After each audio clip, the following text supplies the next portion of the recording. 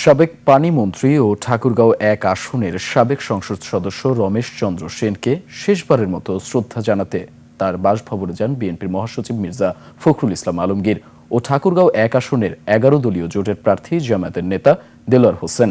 রমেশ চন্দ্র সেনের মৃত্যুতে জেলা জুড়ে নেমে এসেছে শোকের ছায়া। সন্ধ্যায় তার মরদেহ নিজ বাসভবনে নেয়ার পর থেকেই সেখানে রাজনৈতিক অঙ্গন সহ সর্বস্তরের মানুষ ভিড় করতে থাকে।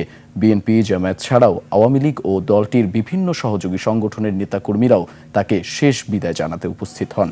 রাতে স্থানীয় শ্মশান ঘাটে তার শেষকৃত্য সম্পন্ন করা হয়। খুবই ভদ্র একজন ব্যক্তি ছিলেন এবং খুবই সহজ সরল জীবনযাপন করতেন। জনগণের সাথে আমি যতটুকু দেখেছি যে উনি একেবারে গ্রামীণ ভাষায় কথা বলতেন, যেটা মানুষকে খুব বেশি আকৃষ্ট করত।